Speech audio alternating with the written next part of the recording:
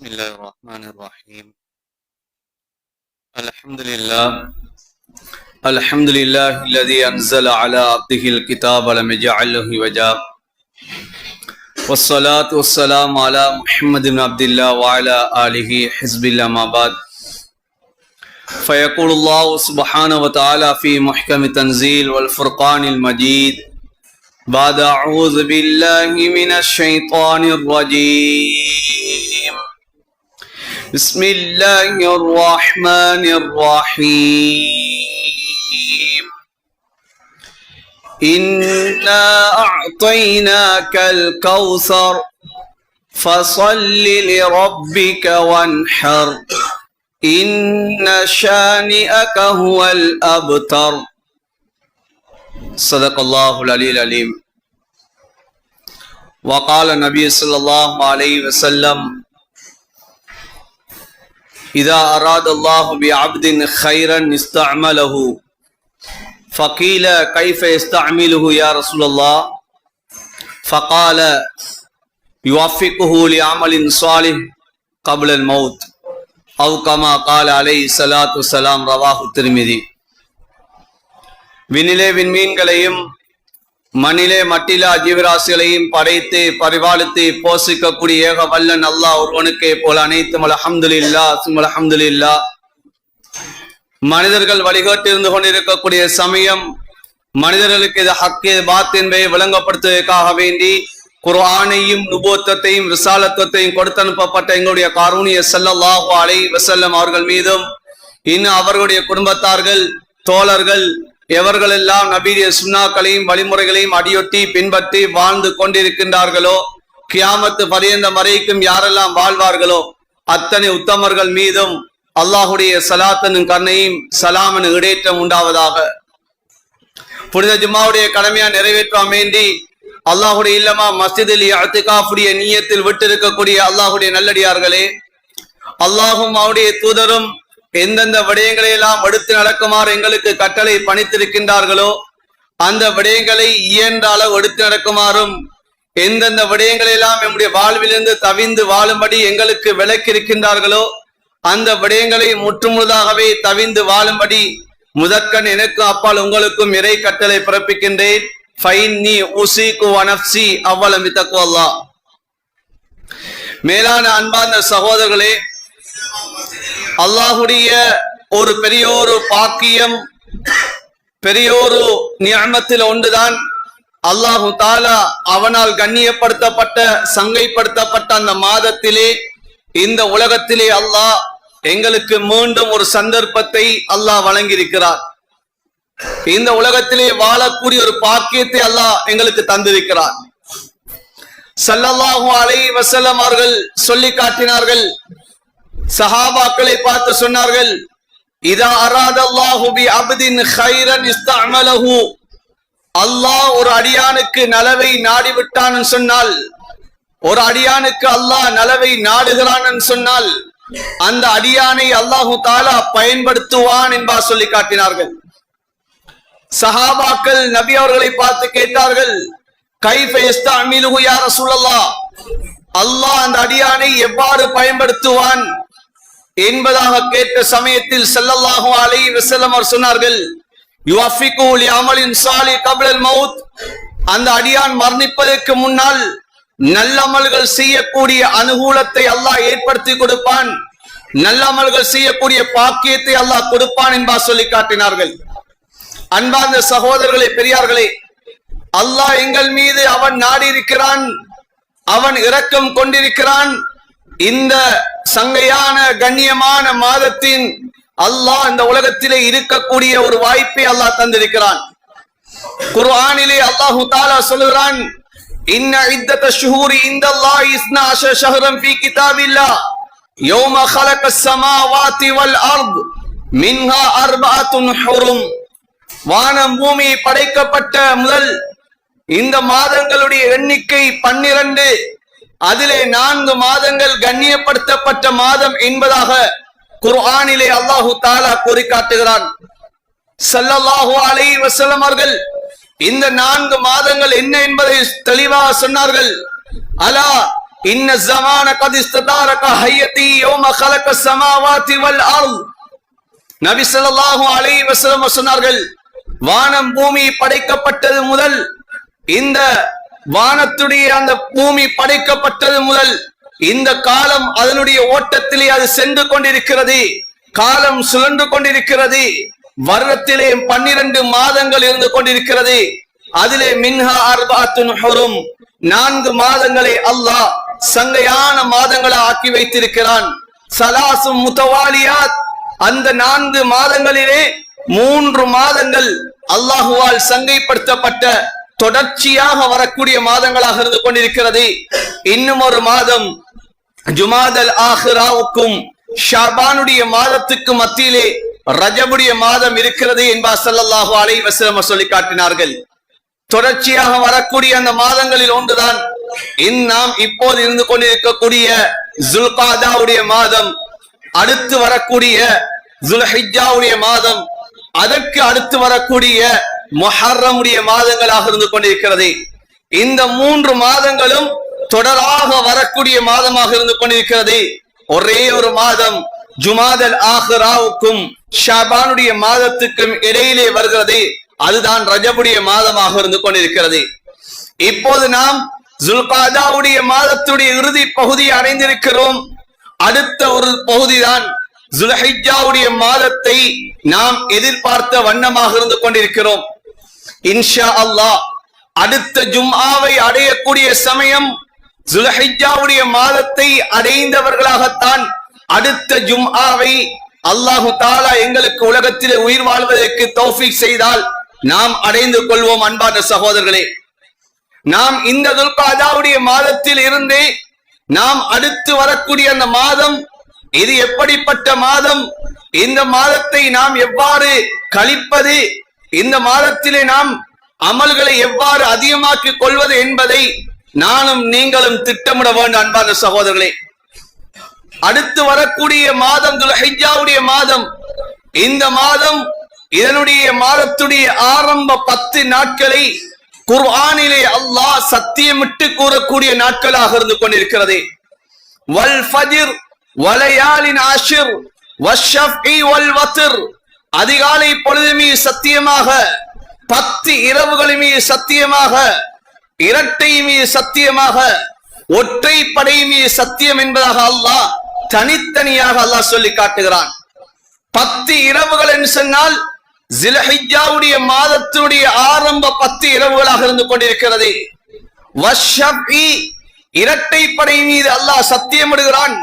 ஸல்லல்லாஹு அலைஹி வஸல்லம் அவர்களுடைய ஹதீஸிலே வந்திருக்கிறது. நபி அவர்கள் சொன்னார்கள், இரட்டை என்பது பிறை 8 யௌமு தர்வியா என்பா சொல்லி காட்டினார்கள். வல் வத்ர், ஒற்றை மீது சத்தியமிடுகிறான். ஸல்லல்லாஹு அலைஹி வஸல்லம் அவர் சொல்லி காட்டினார்கள், ஒற்றை என்பது அது யௌமு அரஃபா, பிறை 9 அரஃபாவுடைய நாள் என்பா ஸல்லல்லாஹு அலைஹி வஸல்லம் அவர் சொல்லி காட்டினார்கள். எனவே அல்லாஹ் நாம் எதிர்நோக்க இருக்கக்கூடிய துல்ஹிஜ்ஜாவுடைய மாதத்தினுடைய அந்த 10 நாட்கள் எவ்வாறான நாட்கள் என்பதை அல்லாஹ் சொல்லி காட்டுகிறான். மாதங்களிலே சிறந்த மாதங்கள் இந்த மாதம். அதிலும் அந்த மாதத்தில் இருக்கக்கூடிய நாட்களிலும் சிறந்த நாட்கள் இருக்கிறது. அந்த நாட்கள் தான் ஜுல்ஹிஜ்ஜாவுடைய ஆரம்ப 10 நாட்களாக இருக்கிறது.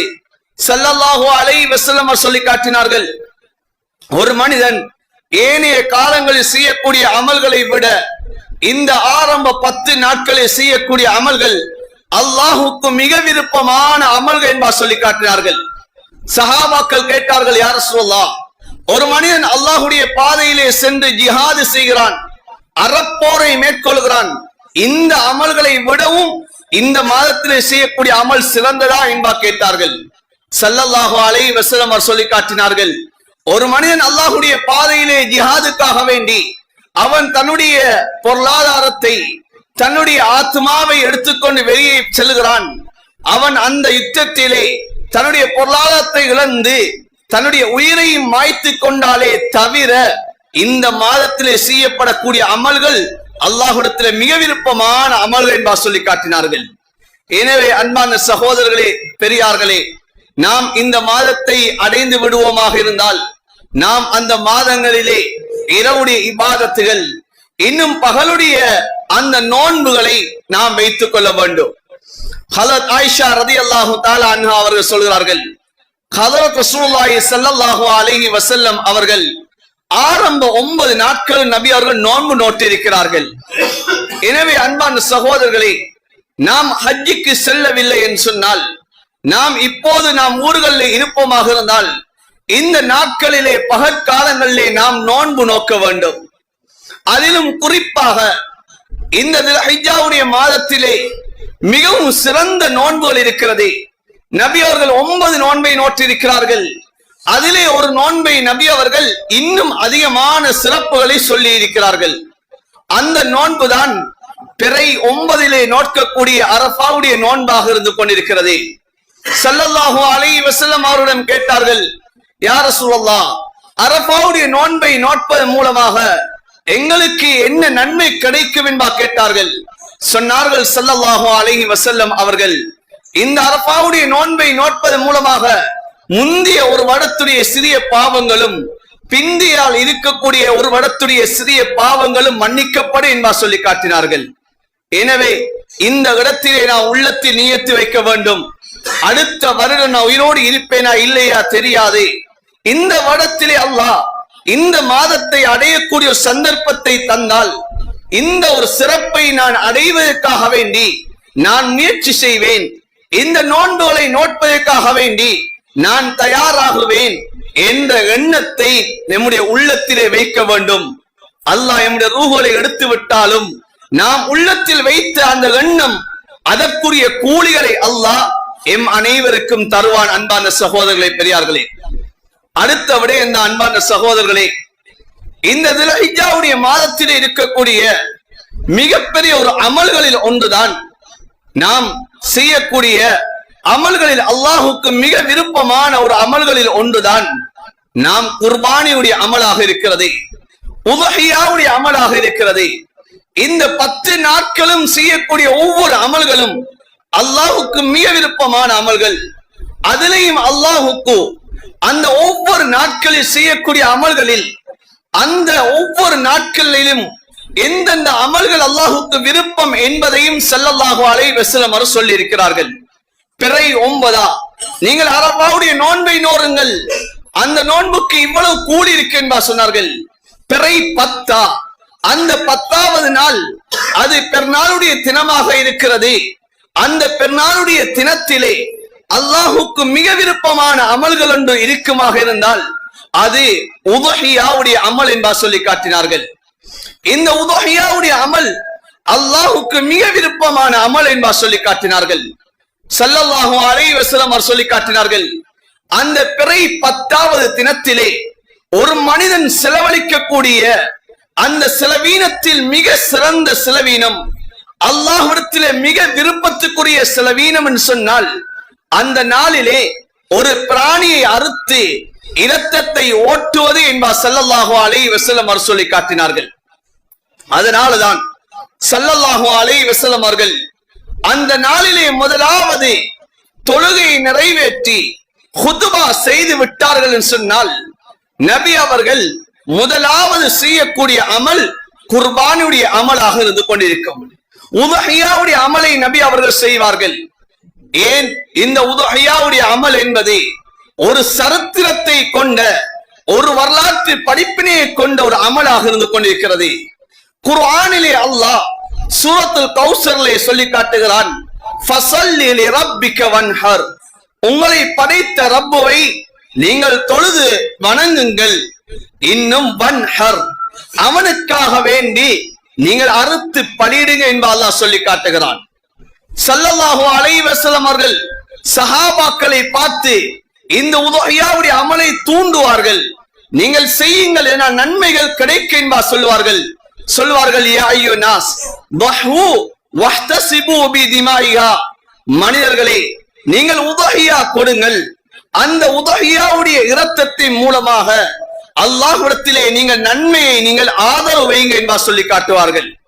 சொன்னார்கள் ஸல்லல்லாஹு அலைஹி வஸல்லம் அவர்கள், அந்த உதுஹியாவுடைய ஒரு இரத்தம் இந்த பூமியை அடைவதற்கு முன்னால் யகஉ ஃபீ ஹிர்ஸில்லாஹ், அல்லாஹ்வுடைய ஹிர்ஸை அது அடைந்து விடுகிற என்பா சொல்லி காட்டினார்கள்.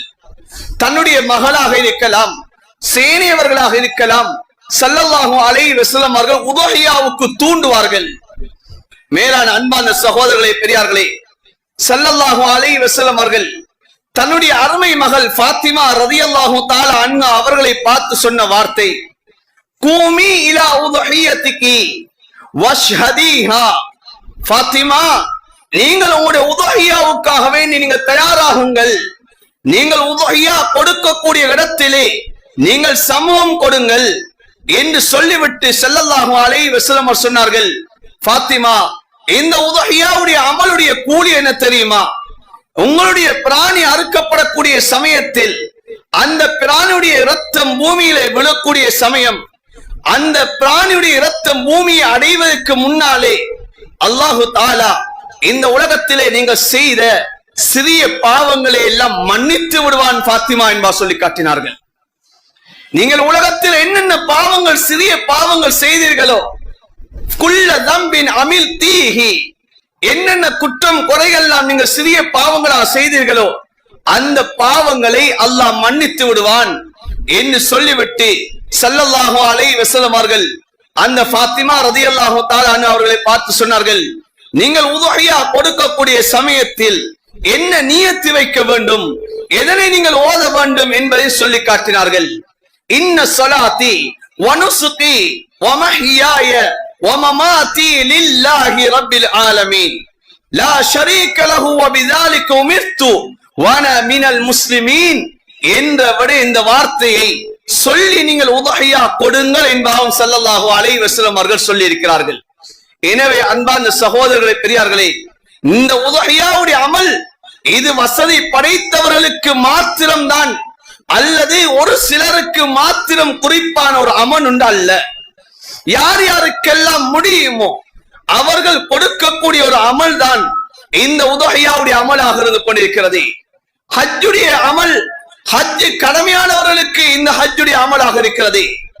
ஜகாத் என்பது அவர் அந்த ஜகாத்துடைய அளவை அடைந்திருக்க வேண்டும், வருடம் பூர்த்தியாக இருக்க வேண்டும்.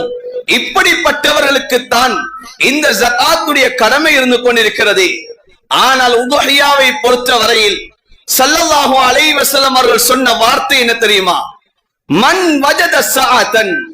நபி அவர்கள் ஹஜ்ஜுக்காக வேண்டி அவ்வாறு சொல்லவில்லை, ஜகாத்துடைய விடயத்தில் அவ்வாறு சொல்லவில்லை. ஜகாத்துடைய விடயத்திலே தெளிவுபடுத்தினார்கள். ஒரு மனிதனுக்கு எவ்வளவு ஜகாத்து கடமை, ஒரு மனிதன் எவ்வளவு நிசாபை அடைய வேண்டும், தங்கமாக இருந்தால் என்ன, வெள்ளியாக இருந்தால் என்ன, ஆடு மாடு ஒட்டகமாக இருந்தால் அவன் எவ்வாறு ஜகாத்து கொடுக்க வேண்டும், அவன் வியாபார பொருளாக இருந்தால் அவன் எவ்வளவு நிசாபை அடைய வேண்டும், அவனின் ஜகாத்தை எவ்வளவு கொடுக்க வேண்டும் என்பதெல்லாம் தெளிவுபடுத்திய ஸல்லல்லாஹு அலைஹி வஸல்லம் அவர்கள் இந்த உதுஹியாவுடைய விடயத்திலே நபி அவர்கள் எவ்வாறு சொன்னார்கள்? மன் வஜத ஸஆதன், யாருக்கு உதுஹியா கொடுப்பதற்கு வசதி இருக்குமோ, அதனை கொடுப்பதற்கு யார் சக்தி பெறுகிறார்களோ அவர்கள் இந்த உதுஹியாவை நிறைவேற்றட்டும் என்று சொல்லிவிட்டு நபி அவர்கள் சொன்னார்கள், மன் வஜத ஸஆதன் லா யுضஹிய ஃபலம் யுضஹி ஃபலா யஹ்துர் முஸல்லானா. நபி ஸல்லல்லாஹு அலைஹி வஸல்லம் அவர்கள் சொல்லி காட்டினார்கள், யாருக்கு உதுஹியா கொடுப்பதற்கு சக்தி இருந்து வசதிகள் இருந்தும் யார் உதுஹியா கொடுக்கவில்லையோ, உதுஹியா கொடுக்க வேண்டும் என்ற எண்ணமும் யாரிடம் இல்லையோ, அவர்கள் ஃபலா யஹ்துர் முஸல்லானா, எங்களுடைய தொழும் இடங்களுக்கு அவர்கள் வர வேண்டாம் என்பா சொல்லி காட்டினார்கள். இது ஹாக்கிமிலே பதிவு செய்யப்பட்ட ரிவாயத், இப்னு மாஜாவிலே வந்திருக்கிறது. ஸல்லல்லாஹு அலைஹி வஸல்லம் சொன்னார்கள், ஃபலா யக்ரபன்ன முஸல்லானா, அவர்கள் எங்களுடைய தொழும் இடத்துக்கு நெருங்க வேண்டாம் என்பா ஸல்லல்லாஹு அலைஹி வஸல்லம் சொல்லி காட்டினார்கள்.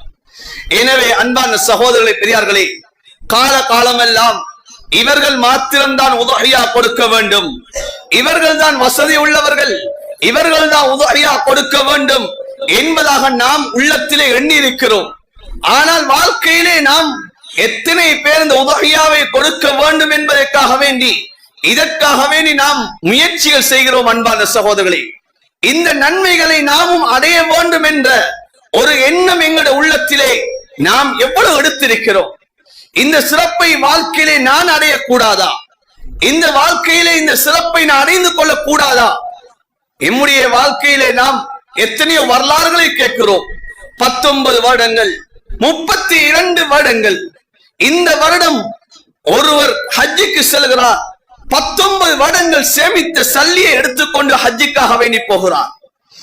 சென்ற வருடம் 32 வருடங்கள் சேகரித்த சல்லியை எடுத்துக்கொண்டு ஒரு தாய் வயதான நிலைமையிலே ஹஜ்ஜுக்கு செல்கிறார்கள்.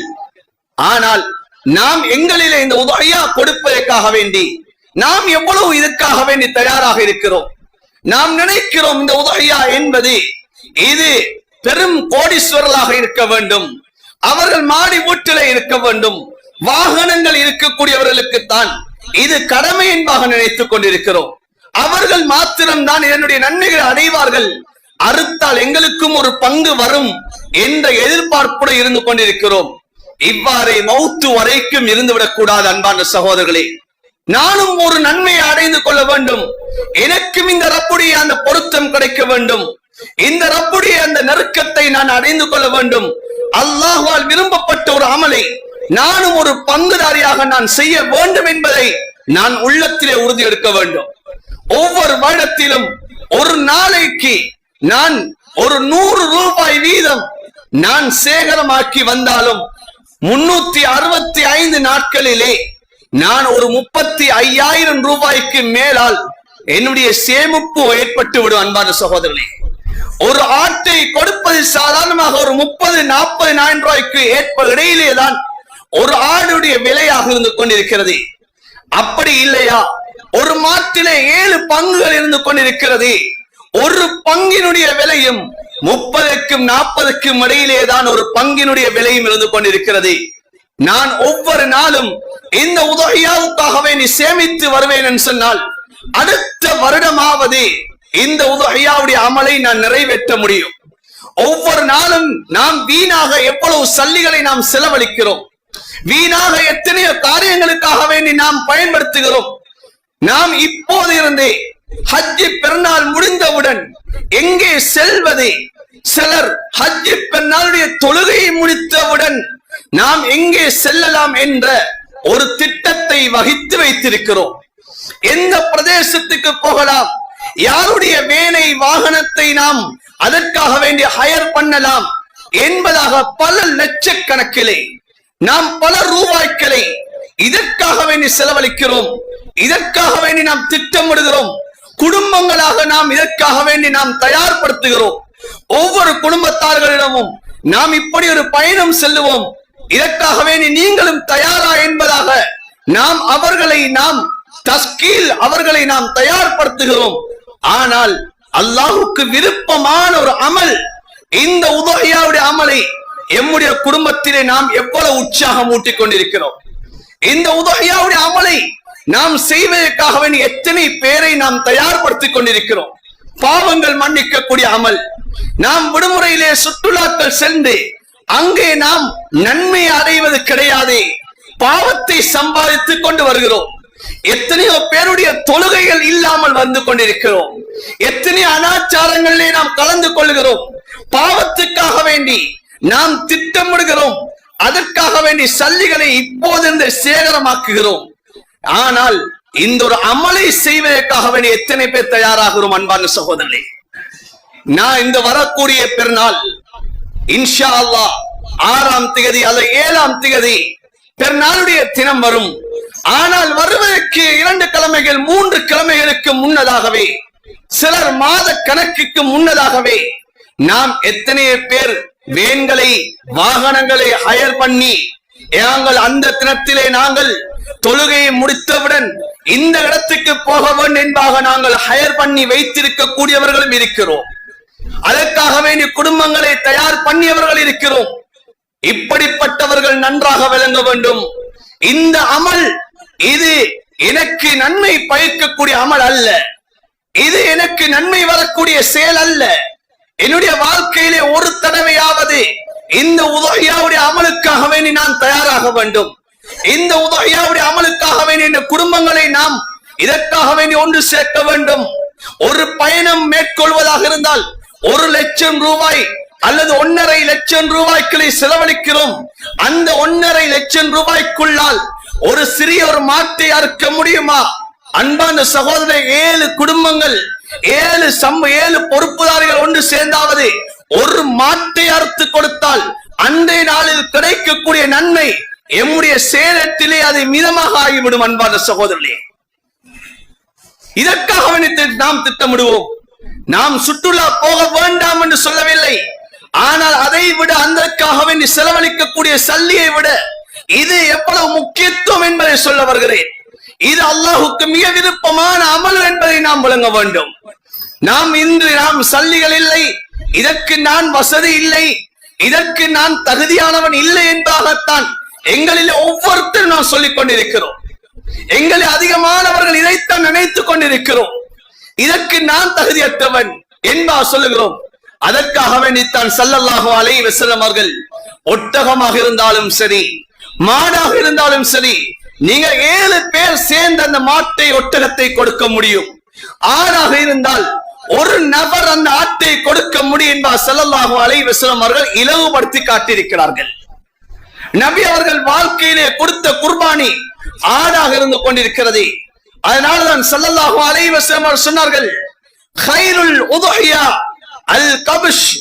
நபி அவர்கள் சொன்ன ஹதீஸ் திருமிதி ஷரீஃபிலே பதிவு செய்யப்பட்டிருக்கிறது. நீங்கள் கொடுக்கக்கூடிய உதுஹியாக்களில் சிறந்த உதுஹியா ஆடு என்பதாக ஸல்லல்லாஹு அலைஹி வஸல்லம் சொல்லி காட்டினார்கள். நபி அவர்கள் வாழ்க்கையிலே நபி அவர்கள் கொடுத்த குர்பானிகள், அது ஆடுகளை நபி அவர்கள் விரும்பி கொடுப்பார்கள். நபி ஸல்லல்லாஹு அலைஹி வஸல்லம் அவர்கள் அந்த குர்பானுடைய பிராணியை தெரிவு செய்யக்கூடிய சமயத்திலே அந்த குர்பானுடைய பிராணியை கூட அழகான பிராணியாக இருக்க வேண்டும் என்பதை நபி அவர்கள் விரும்பி இருக்கிறார்கள். ஸல்லல்லாஹு அலைஹி வஸல்லம் அவர்கள் எந்த பிராணியை குர்பானி கொடுத்தார்கள் என்ற விடயத்திலே புகாரி ஷரீஃபிலே வரக்கூடிய ஹதீஸ் ஹஜ்ரத் அனஸ் பின் மாலிக் ரலியல்லாஹு தஆலா அறிவிக்கிறார்கள், ஸல்லல்லாஹு அலைஹி வஸல்லம் அவர்கள் கொடுத்த குர்பானியுடைய பிராணி எப்படிப்பட்ட பிராணி தெரியுமா? நபி அவர்கள் 2 ஆட்டை குர்பானியாக கொடுத்தார்கள். அந்த 2 ஆடுகளும் கொம்புகள் உள்ள ஆடாக இருந்தது. அந்த ஆட்டினுடைய நிறம் வெள்ளை நிறம் அதிகமானதாகவும் கருப்பு நிறம் குறைந்ததாகவும், அந்த கருப்பு நிறம் அது கண் புருவத்திலே கொஞ்சம் கருப்பாகவும், அந்த ஆட்டினுடைய வாயிலே சுற்றி வர கருப்பாகவும், அதனுடைய கால்களிலே சில இடங்களிலே கருப்பாகவும், இப்படி இருக்கக்கூடிய அந்த ஆட்டை ஸல்லல்லாஹு அலைஹி வஸல்லம் அவர்கள் தெரிவு செய்து அந்த ஆட்டை நபி அவர்கள் தன்னுடைய கையினாலே அந்த ஆட்டினுடைய கழுத்து பக்கமாக தன்னுடைய காலை வைத்து ஸல்லல்லாஹு அலைஹி வஸல்லம் அவர்கள் அறுத்தார்கள். சஹாபாக்கள் பார்த்துவிட்டு நபி அவர்கள் என்ன வார்த்தை சொல்லி அறுத்தார்கள், நபி அவர்கள் எப்படி அறுத்தார்கள் என்ற விடயத்தை கூட ஹதீஸிலே பதிவு செய்து வைத்திருக்கிறார்கள். பிஸ்மி சொல்லி அறுத்தார்கள், அல்லாஹு அக்பர் அல்லாஹு அக்பர் என்று சொல்லி தக்பீர் சொல்லிக் கொண்டு நபி அவர்கள் அறுத்தார்கள் என்பதாக ஸல்லல்லாஹு அலைஹி வஸல்லம் அவர்கள் பார்த்த விடயத்தை சஹாபாக்கள் சொல்லுகிறார்கள் சொன்னால் இது எவ்வளவு விரும்பத்தக்க அமலாக இருந்து கொண்டிருக்கிறது. ஹஜ்ரத் ஃபாத்திமா ரலியல்லாஹு தஆலா அன்ஹா, ஹஜ்ரத் அலி ரலியல்லாஹு தஆலா அன்ஹு அவர்கள், ஹஜ்ரத் அலி ரலியல்லாஹு தஆலா அன்ஹு அவர்களுடைய வாழ்க்கையிலே சிரமங்கள் கஷ்டங்கள் இருந்தது. அந்த கஷ்டங்கள் சிரமங்களின் காரணமாக தன்னுடைய வாப்பாவிடம் சென்று ஏதாவது உதவிகளை வாங்கி வாருங்கள் என்று சொல்லி தன்னுடைய மனைவி ஃபாத்திமாவை அனுப்பிய வரலாறுகள் எங்களுக்கு தெரியும். ஆனாலும் ஸல்லல்லாஹு அலைஹி வஸல்லம் அவர்கள் இந்த ஃபாத்திமா தன்னுடைய மகளை பார்த்து சொன்ன வார்த்தை என்ன? நீங்கள் மகளே உதுஹியாவுக்காக வேண்டி நீங்க தயாராகுங்கள் என்பா சொன்னார்கள். அன்பான சகோதரர்களே, நாம் நபியுடைய வரலாறை படித்திருக்கிறோம். ஒரு பிறையை பார்த்தோம், அங்கே நெருப்பு எரியவில்லை. 2வது பிறையை பார்த்தோம், நெருப்பு எரியவில்லை. 3வது பிறையை பார்த்தோம், அங்கே நெருப்பு எரியவில்லை. நபியுடைய கடைசி காலம், நபி அவர்களுடைய கடைசி தினங்கள், அந்த தினத்திலே வீட்டிலே பத்த வைப்பதற்கு கூட அந்த விளக்குக்கு எண்ணெய் கூட கிடையாது. அதை பக்கத்து வீட்டிலே இரவலாக வாங்கிய வரலாறை நாம் அறிந்து வைத்திருக்கிறோம். நபி அவர்கள் கடைசி கட்டத்திலே தன்னுடைய கேடயத்தை ஒரு யகூதியிடம் அடகு வைத்த வரலாறை நாம் விளங்கி வைத்திருக்கிறோம். நபி அவருடைய வாழ்க்கை எவ்வாறு வாழ்ந்திருக்கிறார்கள் என்பதை நாம் ஒவ்வொருத்தரும் விளங்கி இருக்கிறோம். ஆனாலும் ஸல்லல்லாஹு அலைஹி வஸல்லம் அவர்கள் இந்த உதுஹியாவை எவ்வாறு நிறைவேற்றியிருக்கிறார்கள்? நாம் அந்த வாழ்க்கையை நாம் எங்கே வாழ்ந்து கொண்டிருக்கிறோம் அன்பான சகோதரர்களே? அந்த சிரமத்தை நாம் வாழ்க்கையில எப்படி நாம் அனுபவித்திருக்கிறோமா? நபி அவர்கள் பட்ட அந்த கஷ்டங்களை இன்று நாம் நம்முடைய வாழ்க்கையில கண்டிருக்கிறோமா? அந்த சஹாபாக்கள் பட்ட கஷ்டங்களை நம்முடைய வாழ்க்கையிலே நாம் அனுபவித்திருக்கிறோமா? நாம் இன்று அல்லாஹ்வுடைய கிருபையினால் நாம் இன்று சந்தோஷமாக நிம்மதியாக வாழ்ந்து கொண்டிருக்கிறோம். ஏதோ நம்முடைய வாழ்க்கையிலே அந்த வாழ்க்கை செல்லக்கூடிய அமைப்பை அல்லாஹ் ஏற்படுத்தி தந்திருக்கிறான். ஆனாலும் நாம் இந்த அமல்களை அல்லாஹ்வுக்காக வேண்டி வருடத்திலே ஒரு முறை இந்த அமலை செய்வதற்கு நாம் கஞ்சப்பட்டவர்களாக நாம் இருந்து கொண்டிருக்கிறோம். இந்த அமலை செய்வதற்கு நாம் பின்னாகி கொண்டிருக்கிறோம். நாம் இதனை ஒரு சாராருக்கு மாத்திரம் உரிய ஒரு அமல், எமக்கு பங்கு வந்தால் போதும் என்ற அமைப்பை நாம் ஏற்படுத்தியிருக்கிறோம். இந்த வருடமும் அவ்வாறாகிவிடக் கூடாது. லட்சக்கணக்கிலே நாம் உடுப்புகளை வாங்குகிறோம், லட்சக்கணக்கிலே நாம் இதற்காக வேண்டி பிறநாளை கொண்டாடுவதற்காக வேண்டி செலவழிக்கிறோம். ஆனால் ஒரு 30,000 40,000 ரூபாய் இவைகளை எடுத்து அல்லாஹ்வுடைய இந்த நன்மை அடைந்து கொள்வதற்காக வேண்டி நாம் இதனை ஏற்படுத்தக் கூடாதா? ஸல்லல்லாஹு அலைஹி வஸல்லம் அவர்கள் சஹாபாக்களை பார்த்து சொன்னார்கள், இந்த உதஹியாவுடைய அமலை நீங்கள் செய்யுங்க என்று சொன்னார்கள். சஹாபாக்கள் கேட்டார்கள், யா ரசூலல்லாஹ் மா ஹிய அலாஹி, இந்த உதஹியா என்று சொன்னால் என்ன யா ரசூலல்லாஹ் என்று கேட்டார்கள். சஹாபாக்களை பார்த்து நபியர் சொன்ன வார்த்தை, சுன்னத்து அபீக்கும் இப்ராஹிம் அலைஹிஸ்ஸலாம், இது உங்களுடைய தந்தை இப்ராஹிம் அலைஹிஸ்ஸலாம் அவர்களுடைய சுன்னா. இப்போ சஹாபாக்கள் மீண்டும் கேட்டார்கள், ஃபமா லனா யா ரசூலல்லாஹ், இந்த உதஹியா கொடுப்பதன் மூலமாக எங்களுக்கு என்ன கிடைக்கும், எந்த நன்மை வரும் என்பா கேட்டார்கள். நபி அலைஹிஸ்ஸலாத்து வஸ்ஸலாம் அவர் சொன்னார்கள், பிகுல்லி ஷஅரத்தின் ஹஸனா, ஒவ்வொரு அந்த உதஹியாவுடைய பிராணியில் இருக்கக்கூடிய ஒவ்வொரு முடிக்கு பகரமா நன்மை கிடைக்கும் என்பா சொன்னார்கள். சஹாபாக்கள் மீண்டும் கேட்டார்கள், ஃபஸ்ஸூபு யா ரசூலல்லாஹ், அப்படி என்று சொன்னால் செம்பரி ஆடு இருக்கிறதே, அந்த செம்பரி ஆட்டு அது முடிகள் அதிகமானதாக இருக்கும் யா ரசூலல்லாஹ், அந்த ஆட்டை அறுத்தாலும் எங்களுக்கு இதே நன்மை கிடைக்குமா? நபி அவர் சொன்னார்கள், பிகுல்லி ஷஅரத்தின் மின ஸூபி ஹஸனா, செம்பரி ஆடாக இருந்தாலும் சரி அதனுடைய ஒவ்வொரு முடிக்கு பகரமாக உங்களுக்கு நன்மை கிடைக்கும் என்பா சொல்லி காட்டினார்கள். இன்னும் ஒரு ஹதீஸ் தபரானிலே பதிவு செய்யப்பட்டிருக்கிறது.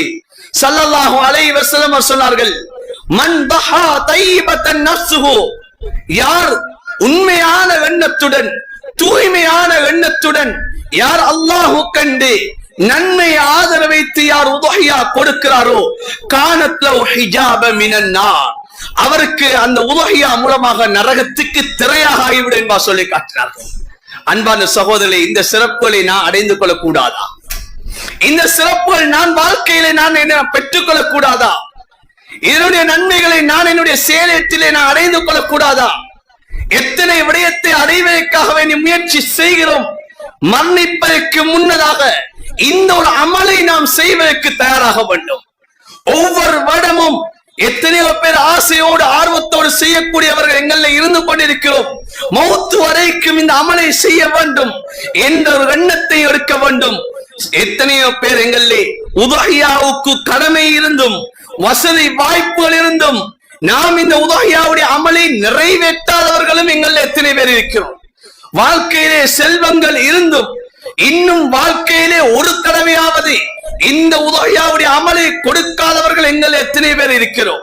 ஹஜ்ஜு கடமையாக இருந்தும் ஹஜ்ஜுடைய அமலை நிறைவேற்றாதவர்கள் எங்கள் எத்தனை பேர் இருக்கிறோம். உம்ராவுடைய கடமை நமக்கு கடமையாக இருந்தும் உம்ராவுடைய கடமை நிறைவேற்றாதவர்கள் எங்கள் எத்தனை பேர் இருக்கிறோம்.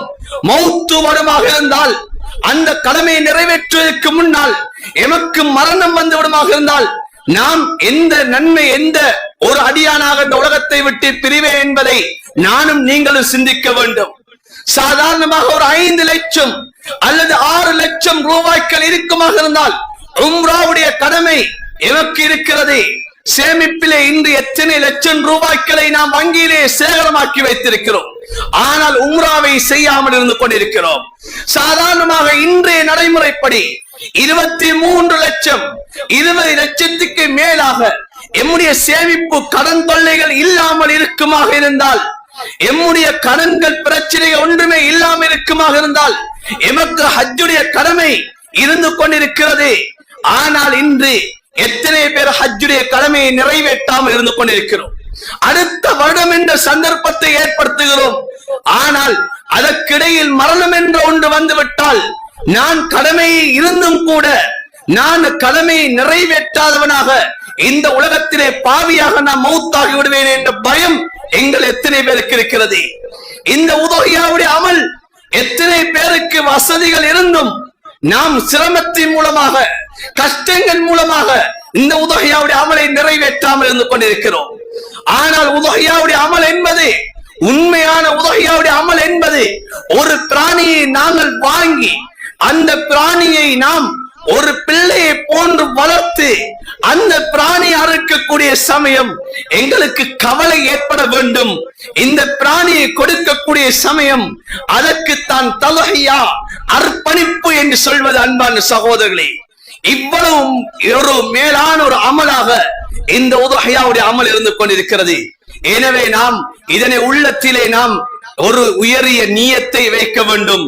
இந்த வருடம் எனக்கு சாத்தியம் இல்லையா, இந்த வருடம் எனக்கு கொடுப்பதற்கு இப்போது வசதி இல்லையா, இன்ஷா அல்லாஹ் இன்றிலிருந்து நான் முயற்சி செய்வேன். இன்றிலிருந்து இதற்காக வேண்டி ஒரு உண்டியலை வாங்கி வைத்தாவது இதற்காக வேண்டி நான் சல்லிகளை சேகரித்து அடுத்த வருடம் இன்ஷா அல்லாஹ் நான் இந்த உலகத்திலே உயிரோடு வாழ்ந்தால் இந்த உதஹியாவுடைய அமலை நிறைவேற்ற வேண்டும். வாழ்க்கையிலே மரணிப்பதற்கு முன்னால் இந்த உதஹியாவை நான் நிறைவேற்றிவிட்டு மரணிப்பேன் என்ற ஒரு உறுதியான நியத்தை வைக்க வேண்டும். அன்பான சகோதரர்களே, இன்றிலிருந்து நாங்கள் தயாராக வேண்டும். இன்றிலிருந்து இதற்காக வேண்டி தயாராக வேண்டும். அடுத்த விடயம் அன்பான சகோதரர்களே, உதஹியாவுக்கு இவ்வளவு சிறப்புகள் இருக்கிறது. ஆனாலும் இதனை சிறப்புகளை விளங்கி நாம் எங்கள் எத்தனை பேர் உதஹியா கொடுக்கிறோம். ஆனா அந்த உதஹியா நிறைவேறாத எத்தனையோ உதஹியாக்கள் இருக்கிறது. ஏன் இந்த உதஹியாவை பற்றி படிப்பது கிடையாது. இந்த உதஹியாவிலே என்னென்ன சட்டங்கள் இருக்கிற என்பதை அறியாதவர்களாக நாம் உதஹியா கொடுத்துக் கொண்டிருக்கிறோம். சில சமயத்தில் லட்சக்கணக்கிலே நாம் ரூபாய்களை செலவழித்து உதஹியா கொடுக்குகிறோம். ஆனால் அது சதக்காவாக நிறைவேறுகிறது, உதஹியாவாக நிறைவேறவில்லை. நபியுடைய காலத்திலும் இவ்வாறு நடந்திருக்கிறது. புகாரி ஷரீஃபிலே, முஸ்லிம் ஷரீஃபிலே, ஏனைய கிரந்தங்களில் இந்த ஹதீஸ் பதிவாக இருக்கிறது. ஸல்லல்லாஹு அலைஹி வஸல்லம் அவர்கள் ஹஜ் பெருநாளுடைய தினத்திலே தொழுகைக்காக வேண்டி நபி அவர்கள் வந்து கொண்டிருக்கிறார்கள். ஆனால் அங்கு பார்த்தால் சட்டிகளிலே சமையல் நடந்து கொண்டிருக்கிறது, அடுப்புகளிலே சட்டிகள் இருந்து கொண்டிருக்கிறது. நபி அவர்கள் கேட்டார்கள், இது என்ன? சொன்னார்கள், நேர காலத்தோடு நான் அவர்களுக்கு இறைச்சியிலே கொடுக்க வேண்டும் என்பதற்காக வேண்டி உதஹியாவை நிறைவேற்றி விட்ட யா ரசூலுல்லாஹ்.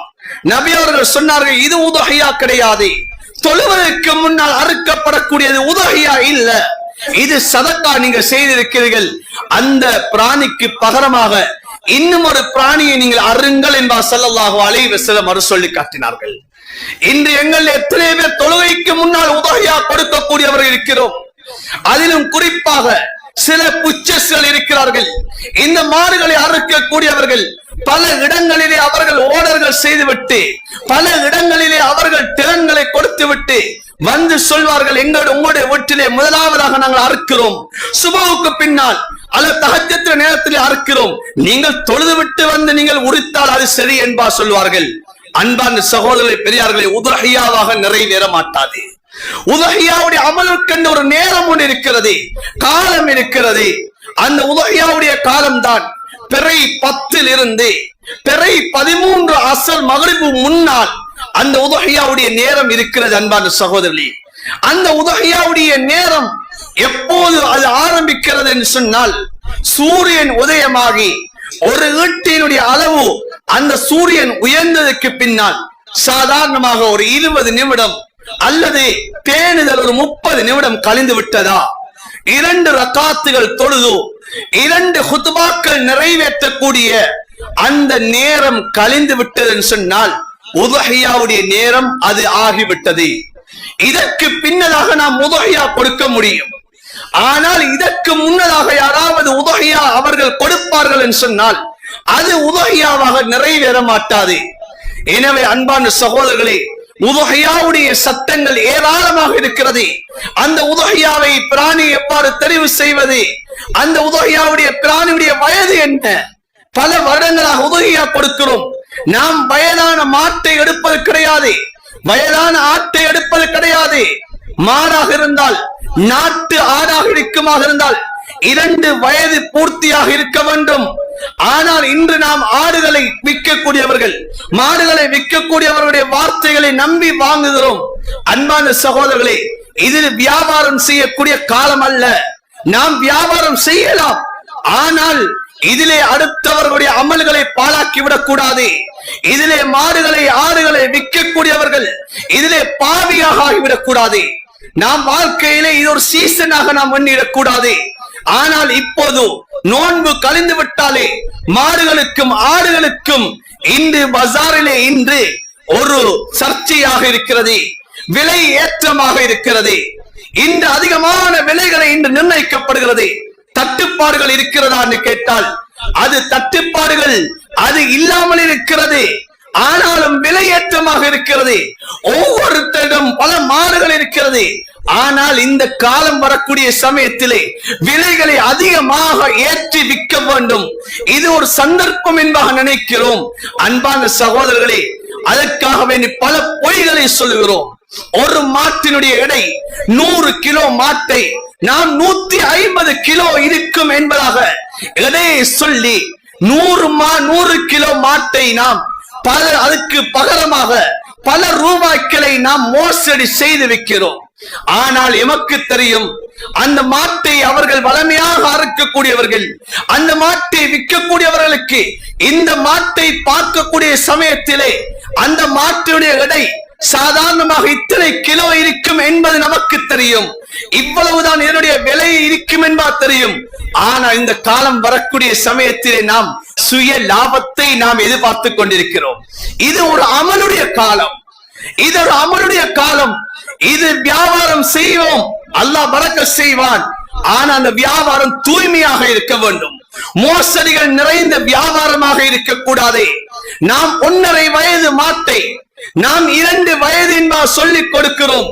நாம் சொல்லுவதைத்தான் அவர்கள் நம்புகிறார்கள். ஆனால் நாம் அந்த இடத்திலே பாவியாக ஆகி விடுகிறோம். எமக்கு அந்த ரூபாய்கள் அது பரக்கத்தாக இருக்க மாட்டாது. நாம் மோசடி செய்து அந்த வியாபாரத்தை செய்கிறோம். அன்பான சகோதரர்களே, இன்று மாடுகளை வளர்க்கக்கூடியவர்களை நாம் அவர்களை சென்றும் கேட்டிருக்கிறோம். சாதாரணமாக ஒரு 2 வயது மாடாக இருக்குமாக இருந்தால் சில மாடுகள் இருக்கிறது, அது வயது கூடினாலும் எடை கூட மாட்டாது. சில மாடுகள் இருக்கிறது வயது குறைந்ததாக இருக்கும், ஆனால் எடை கூடிவிடும். அதனுடைய பெருப்பம் அது பருமன் கூடிவிடும். ஆனால் இந்த கட்டத்திலே அந்த வயதுகள் குறைந்து எடை கூடிய மாடுகளை நாம் அந்த வயது இது ஆகிவிட்டது, 2 வயது மாடு 2.5 வயது மாடு என்று சொல்லி இன்று கொடுக்கப்படுகிறது. அன்பான சகோதரர்களே, பெரியார்களே, இந்த விடயத்திலே உதுஹியா கொடுக்கக்கூடியவர்கள் அவர்கள் சென்று வாங்கக்கூடிய சமயத்தில் தெளிவாக கேட்க வேண்டும். நாம் அறுக்கக்கூடியது இது அல்லாஹ்வுடைய இபாதத். இதற்கென்று கால ஒரு வரையறை ஒன்று இருக்கிறது, இதனுடைய பிராணியுடைய வயது ஒன்று இருக்கிறது. எனவே இந்த அமலை நீங்கள் இங்க சரியாக தர வேண்டும் என்பதை கேட்க வேண்டும். சஹாபாக்குடைய காலத்திலே சஹாபாக்கள் தேடி தேடி அதனை வாங்கினார்கள். ஆனால் இன்று நாம் தியாகம் செய்யாமல் இதனை செய்து கொண்டிருக்கிறோம். அன்பான சகோதரர்களே, இந்த விடயத்திலே கவனம் செலுத்த வேண்டும். உதுஹியாவுடைய சட்டங்களை படிக்க வேண்டும். அதற்காக வேண்டி நாம் நேரங்கள் கொடுக்க வேண்டும். அல்ஹம்துலில்லாஹ், இன்றும் நாங்கள் ஒரு தயாராக இருந்து கொண்டிருக்கிறோம். இன்று கல்மை ஜமியத் உலமா இன்று ஒவ்வொரு பள்ளிவாசலிலும் இந்த உதுஹியா சம்பந்தப்பட்ட மஸ்அலாக்களை தெளிவுபடுத்துவதற்காக வேண்டி இன்று முயற்சி செய்து கொண்டிருக்கிறது. அதற்கான காலங்களை ஒதுக்கி இருக்கிறது. அதனுடைய நிகழ்ச்சிகள் இன்ஷா அல்லாஹ் தொடர்ந்து நடைபெற்றுக் கொண்டிருக்கும். இந்த உதுஹியாவுடைய அமலை எவ்வாறு நிறைவேற்றலாம், இந்த உதுஹியாவுடைய அமலை நாம் நிறைவேற்றக்கூடிய சமயத்தில் அல்லாஹ்விடமிருந்து எப்போது அந்த அமலை கபூலியத்தாக அடைந்து கொள்ளலாம் என்பதை படித்து செய்வோமாக இருந்தால் இந்த உதுஹியா கபூலியத்துடைய உதுஹியாவாக மாறிவிடும். எனவே அன்பான சகோதரர்களே, பெரியார்களே, நாம் தில்காதாவுடைய கடைசி இருந்து கொண்டிருக்கிறோம். இந்த நேரத்திலே நாம் ஜும்ஆவுடைய நேரம், இது துஆக்கள் அங்கீகரிக்கப்படக்கூடிய நேரம், மலக்குமார்கள் என்ற துஆக்களை ஏற்றுக்கொள்ளக்கூடிய ஆமீன் சொல்லக்கூடிய நேரமாக இருந்து கொண்டிருக்கிறது. ஸல்லல்லாஹு அலைஹி வஸல்லம் அவர்கள் இந்த ஜும்ஆவுடைய தினத்திலே கேட்கக்கூடிய துஆக்கள் இது அங்கீகரிக்கப்படும் என்பதை சொல்லி காட்டினார்கள். இந்த நேரத்திலே நாம் உள்ளத்தாலும் இன்னும் கரமேந்தியும் அல்லாஹ்விடத்திலே சரியான எண்ணங்களை வைத்து துஆ செய்வோம். யா அல்லாஹ், தில்காதாவுடைய மாதத்துடைய கடைசி இருக்கிறேன், அடுத்த மாதம் ஹிஜ்ஜாவுடைய மாதம், சிறப்புகள் நிறைந்த மாதம், அமல்களுக்கு அதிகம் கூலிகள் தரப்படக்கூடிய மாதம். இதிலே ஒவ்வொரு நாளும் ஒவ்வொரு விதமான அமல்கள் இருக்கிறது, உனக்கு விருப்பமான அமல்கள் இருக்கிறது. இந்த அமல்களை எல்லாம் செய்து யா அல்லாஹ் இந்த வருடத்திலே சிறந்த அடியானாக ஆக வேண்டும் என்ற எண்ணத்தை உள்ளத்திலேக்கு நாம் வைக்க வேண்டும். அல்லாஹ்விடத்திலே பிரார்த்திப்போம். அல்லாஹு தஆலா எங்கள் அனைவருக்கும் அந்த பாக்கியத்தை அல்லாஹ் நசீபாக ஆக்குவானாக. யா அல்லாஹ், எங்கள் அனைவருடைய குற்றம் குறைகளை மன்னிப்பாயாக. யா அல்லாஹ், தில்காதா உன்னுடைய சங்கையான மாதத்தினுடைய கடைசியில இருக்கிறோம். யா அல்லாஹ், அடுத்து வரக்கூடிய மாதம் ஸில்ஹிஜ்ஜாவுடைய மாதம். யா அல்லாஹ், யா அல்லாஹ், இந்த மாதங்களுடைய சிறப்புகளை அடைந்தவர்களாக எங்கள் ஒவ்வொருத்தரும் நீ ஆக்கி அருள்வாயாக. யா அல்லாஹ், இந்த மாதத்திலே என்ன அமல்கள் உனக்கு விருப்பமான அமல்களாக இருக்குமோ அந்த அமல்களை செய்வதற்கு எங்களுக்கு நீ தௌஃபீக் செய்வாயாக. யா அல்லாஹ், இந்த காலங்களிலே நோன்புகளை நோட்பதற்கு உடலிலே சக்தியை தருவாயாக. யா அல்லாஹ், நோயற்ற வாழ்க்கையை எமக்கு நசீபாக ஆக்குவாயாக. யா அல்லாஹ், குறிப்பாக அரஃபாவுடைய நோன்பை நோட்பதற்கு நீ தௌஃபீக் செய்வாயாக. உதஹியாவுடைய அமல்களை நிறைவேற்ற நீ தௌஃபீக் செய்வாயாக. எங்களிலே எத்தனை பேர் ஹஜ்ஜிகள் கடமையானவர்கள் இருக்கிறோம். யா அல்லாஹ், வாழ்க்கையில இன்னும் ஹஜ்ஜிகள் செய்யாமல் இருக்கிறோம். யா அல்லாஹ், இந்த ஹஜ்ஜுடைய பாக்கியத்தை நிறைவேற்றாமல் இந்த உலகத்தை விட்டு எங்களை நீ பிரித்து விடாதே. யா அல்லாஹ், பாவியாக எங்களை மௌத்தாக்கி விடாதே. யா அல்லாஹ், எங்களை எத்தனை பேர் உம்ரா கடமையானவர்கள் இருக்கிறோம். யா அல்லாஹ், ஆனால் இன்னும் உம்ராவை நிறைவேற்றாமல் இருக்கிறோம். யா அல்லாஹ், இந்த உம்ராவுடைய கடமையை நிறைவேற்றாமல் பாவியாக இந்த உலகத்திலே விட்டு பிரிவதை விட்டு எங்களை நீ பாதுகாப்பாயாக. யா அல்லாஹ், நல்ல சீதேவிகளாக இந்த உலகத்தை விட்டு மரணிப்பதற்கு நீ தௌஃபீக் செய்வாயாக. இந்த உதஹியாவுடைய அமல்களையும் யா அல்லாஹ் நன்மையை ஆதரவு வைத்து உனக்காக வேண்டி செய்யக்கூடியவர்களாக எங்கள் ஒவ்வொருத்தரும் நீ ஆக்கி அருள்வாயாக. இந்த உதஹியாவை எப்படி நிறைவேற்றினால் உன்னுடைய பொருத்தத்தை அடைந்து கொள்ளலாமோ அதனை படித்து அதனை அறிந்து இந்த அமல்களை செய்வதற்கு எங்கள் அனைவருக்கு நீ தௌஃபீக் செய்வாயாக. யா அல்லாஹ், எங்களுடைய பிரதேசங்களிலிருந்து இந்த நாட்டிலிருந்து பல ஹஜ்ஜாஜிகள் சென்று விட்டார்கள். யா அல்லாஹ், உன்னுடைய கடமை நிறைவேற்றுவதற்காக வேண்டி வந்திருக்கிறார்கள். யா அல்லாஹ், அவர்களுடைய ஒவ்வொருத்தருடைய அந்த ஹஜ்ஜுகளையும் ஹஜ்ஜே மப்ரூராக ஆக்குவாயாக. இன்னும் யார் யாரெல்லாம் ஹஜ்ஜுக்காக வேண்டி செல்வதற்கு தயாராக இருக்கிறார்களே யா அல்லாஹ், அந்த ஹஜ்ஜுக்கு செல்வதற்காக வேண்டி நாட்கள் குறிப்பிட்டு இருக்கிறார்களே யா அல்லாஹ், அவர்களுடைய பயணங்களை இலகுவாக்குவாயாக. யா அல்லாஹ், அந்த ஹஜ்ஜுடைய கடமைகளை அவர் நிறைவேற்றுவதற்கு நீ தௌஃபீக் செய்வாயாக. யா அல்லாஹ், எங்களுக்கும் இந்த ஹஜ்ஜுடைய பாக்கியங்களை உம்ராவுடைய பாக்கியங்களை நசீபாக ஆக்குவாயாக. இந்த கஅபாவை பார்க்காமல் உன்னுடைய அந்த இடத்துக்கு வராமல் இந்த ரூஹல் பிரிவதை விட்டு நீ தௌஃபீக் எங்களை நீ பாதுகாப்பாயாக. யா அல்லாஹ், இந்த கடமைகளை நிறைவேற்றி விட்டு எங்களுடைய ரூஹல் பிரிவதற்கு நீ தௌஃபீக் செய்வாயாக. நன்மையான விடயங்களை ஆசை ஆர்வத்தை தருவாயாக. யா அல்லாஹ், நன்மைகளை ஆசை ஆர்வத்தை தருவாயாக. பாவங்களிலே வெறுப்பை நசீபாக ஆக்குவாயாக. யா அல்லாஹ், எம்மை பெற்றெடுத்த தாய் தகப்பனுடைய பாவங்களை மன்னிப்பாயாக. உற்றா உறவினருடைய பாவங்களை மன்னிப்பாயாக. எம்முடைய மனைவி மக்களுடைய பாவங்களை மன்னிப்பாயாக. எமக்கு கற்றுத்தந்த ஆசான்களுடைய பாவங்களை மன்னிப்பாயாக. யா அல்லாஹ், எங்களுடைய இறுதி முடிவுகளை நல்லதாக ஆக்குவாயாக. கலிமாவோடு மௌத்தை நசீபாக ஆக்குவாயாக. யா அல்லாஹ், உனக்கு விருப்பமான நேரம் அந்த சுஜூதில் எங்கள் ரூஹல் பிரிவதற்கு நீ தௌஃபீக் செய்வாயாக. யா அல்லாஹ், எந்த நாளிலே வஃபாத்தானால் எங்களுடைய கபருடைய வேதனை குறைக்கப்படும் என்பா ஸல்லல்லாஹு அலைஹி வஸல்லம் அவர் சொன்னார்களோ அந்த வெள்ளிக்கிழமை இரவு, அந்த வெள்ளிக்கிழமை நாள் எங்களுடைய ரூஹல் பிரிவதற்கு நீ தௌஃபீக் செய்வாயாக. எந்த இடத்திலே வஃபாத்தானால் உன்னுடைய ஹபீப் ஸல்லல்லாஹு அலைஹி வஸல்லம் அவர்களுடைய அந்த ஷஃபாஅத்தை பெற முடியுமோ அந்த மதீனத்து மண்ணில் எங்களுடைய ரூஹல் பிரிவதற்கு நீ தௌஃபீக் செய்வாயாக.